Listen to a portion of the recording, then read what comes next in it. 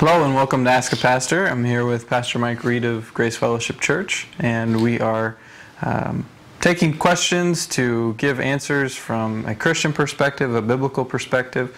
You can find all of our material, all of our past Sunday sermons where we've been going through Scripture book by book, verse by verse, and we're in Romans currently. We also do a Wednesday night teaching time. All of that's online, gracefellowshipqc.com. And also, Tyler, that's where you can click on the Ask a Pastor link to send us your questions. Yep. I'm hopeful we get more and more questions from you that watch this, because we get quite a few views on this each week, and so I'm hoping that those people that are watching will actually start to send in some questions. So how you do that is on our website. You click on the Ask a Pastor. There's a picture of, not you, Kevin and I, and you click on that, and it'll take you a place you can type in your question. Correct. So today's question from a parent: must I spank my children? Must you spank your children? Well, so my question would be, first I would have to ask them, are you a Christian? And if the answer is yes, again, I'm assuming we're asking this from a Christian perspective. If you're not a Christian, then you probably don't spank your child appropriately, and it doesn't mean it's not going to be good for them, and it means you need to consider why you spank and how you spank. But what I think about is, inside of Christianity, there are those that would say that they don't need to spank their children, to discipline their children. And the question I would have for them is, based on what would they say that? Because I think the Bible makes it completely clear what we are to do as far as disciplining of our children.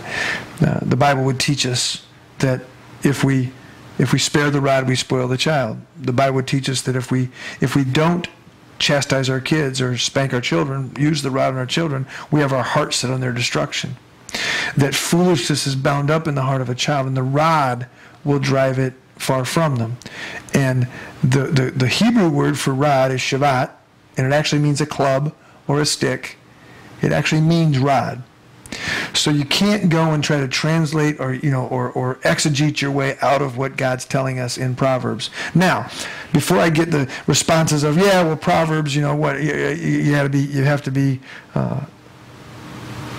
to go by the letter of the law. Well, look, Proverbs are wisdom. They're wise sayings that God's given us. And so it's wise to use the rod on your child, and it's foolish not to.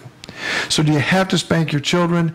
I would assert yes, to be obedient to God, to be obedient to God's command, and to understand that spanking your children is the most loving thing you can do for them. If we believe God, and God says that foolishness is bound up in the heart of a child, and the rod of correction will drive it far from them, do we not want our children's foolishness to be gone? And if the Bible teaches, it says that if we don't spank our children, we have our heart set on their destruction. Well, I believe God. And I don't want to have my heart set on my children's destruction. And therefore, this is the tool. This is one of the tools in my parenting belt that I am to use. And if I don't, then I'm being disobedient to God's wisdom. And Proverbs talk about, look, wisdom cries out, and you don't want my wisdom. And I'm going to laugh at your calamity. And I think about kids gone awry that you didn't spank, of which I have some of. Because I wasn't saved when they were young children. I wasn't wise as a new Christian. And so I have children who now they bring calamity on themselves. And that foolishness wasn't trained out of them. It's non-salvific. You were spanked as a child, and you weren't saved during those spankings. You got saved later. But the way you live your life and the decisions you make are different than the way my children do, because you were spanked and mine weren't. So it's a great principle for anyone to follow. But as a Christian, we have a command. We have clear, and God chastens us because He loves us, Tyler. He brings pain into our lives because He loves us. And we ought to be doing the same with our children, or we're, quite frankly, hating them. We're not loving them. Well, that's the way the cookie crumbles.